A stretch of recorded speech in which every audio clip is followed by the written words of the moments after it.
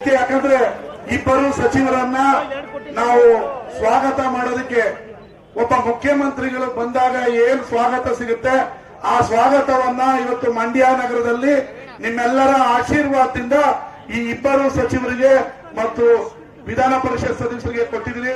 ನಿಮ್ಮೆಲ್ಲರಿಗೂ ಹೃದಯಪೂರ್ವಕವಾದ ವಂದನೆ. ಇವತ್ತು ಈ ಇಬ್ಬರು ಮಂತ್ರಿಗಳನ್ನ ನಮ್ಮ ಸರ್ಕಾರ ಕೊಡುಗೆ ಕೊಟ್ಟಿದೆ. ಮಂಡ್ಯಕ್ಕೆ ಬಹಳಷ್ಟು ನಿರೀಕ್ಷೆಯನ್ನ ಇವರಿಂದ ಇಟ್ಟು ಈಗ ಆಲ್ರೆಡಿ ಹಲವಾರು ಅಭಿವೃದ್ಧಿ ಕಾರ್ಯಗಳು ಮುನ್ನಡೀತಾ ಇದೆ, ಸಾಕ್ತಾ ಇದೆ. ಈಗ ಇವರಿಬ್ಬರು ಆನೆ ಬಲ ಬಂದಾಗ ನಮಗೆ ಒಬ್ರು ಸಿಂಹ ಒಬ್ರು ಹುಲಿ ಗರ್ಜಿಸ್ಬೇಕಷ್ಟೇ. ಜಿಲ್ಲೆಯಲ್ಲಿ ಏನ್ ಮಾಡ್ಬೇಕು?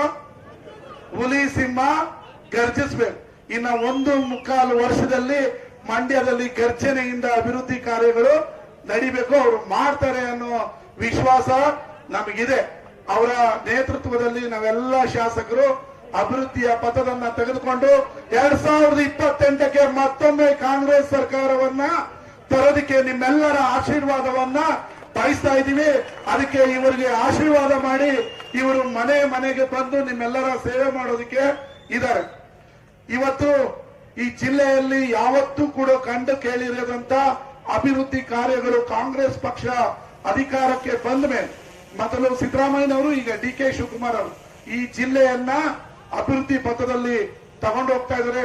ಅವರ ಜೊತೆಗೆ ಈ 2 ಮಂತ್ರಿಗಳನ್ನ ಕೊಟ್ಟಿರೋದು ನಮಗೆ ಹೆಮ್ಮೆ ವಿಚಾರ ಅಂತ ಹೇಳಿ, ಇನ್ನ ಅವರಿಬ್ರು ಸಾಕಷ್ಟು ಮಾತಾಡಬೇಕಾಗಿರೋದ್ರಿಂದ ನಾನು ಹೆಚ್ಚಿಗೆ ಮಾತಾಡಲ್ಲ. ಇವರಿಬ್ಬರಿಗೂ ಒಳ್ಳೇದಾಗ್ಲಿ. ಚಲವಣ್ಣ ನರೇಂದ್ರನವರಿಗೆ ಮಂಡ್ಯ ಜಿಲ್ಲೆಯನ್ನ ಅಭಿವೃದ್ಧಿ ಮಾಡೋದಕ್ಕೆ ನಿಮ್ಮಿಬ್ಬರ ಸಹಕಾರ ಮತ್ತೆ ಬಜೆಟ್ ನಲ್ಲಿ ಹಣ, ಈ ಕ್ಷೇತ್ರದ ಅಭಿವೃದ್ಧಿಗೆ ಅನುದಾನ ಹೆಚ್ಚಿಗೆ ಕೊಡಿಸ್ಬೇಕು. ನೀವು ಬರೀ ನಾಗಮಂಗಲ ಮಳವಳ್ಳಿ ಅಲ್ಲ, ಮಂಡ್ಯ ಹೆಡ್ ಕ್ವಾರ್ಟರ್ ಈ ಮಂಡ್ಯ ವಿಧಾನಸಭಾ ಕ್ಷೇತ್ರದ ಜಿಲ್ಲಾ ಕೇಂದ್ರ ಬಹಳ ಅಭಿವೃದ್ಧಿ ಆಗ್ಬೇಕಾಗಿದೆ. ನೀವು ಇದಕ್ಕೆ ಕೊಡುಗೆಯನ್ನ ಅದು ಅನ್ಕೋಬೇಡಿ ಮಂಡ್ಯ ರವಿ ಕ್ಷೇತ್ರ ಇದು ನಮ್ದಲ್ಲ ಅಂತ. ಯಾಕಂದ್ರೆ ಈ ಜಿಲ್ಲೆಯ ಹೆಡ್ ಕ್ವಾರ್ಟರ್ ನೀವು ಅಭಿವೃದ್ಧಿ ಮಾಡಿದ್ರೆ ಇಡೀ ಇಂಡಿಯಾ ಕರ್ನಾಟಕ ನೋಡುತ್ತೆ. ಹೆಚ್ಚಿನ ಅನುದಾನವನ್ನ ಈ ತಾಲೂಕಿಗೆ ಮಂಡ್ಯ ನಗರಕ್ಕೆ ಕೊಡಬೇಕು ಅಂತ ಹೇಳಿ ನಿಮ್ಮನ್ನ ಅದ್ಭುರಿಯಾಗಿ ಸ್ವಾಗತಿಸಿದ ಸರ್ವರಿಗೂ ನನ್ನ ಹೃದಯಪೂರ್ವಕ ವಂದನೆಗಳನ್ನ ಹೇಳಿ ನನ್ನ ಮಾತನ್ನ ಮುಗಿಸ್ತೀನಿ. ಧನ್ಯವಾದಗಳು. ನಮಸ್ಕಾರ.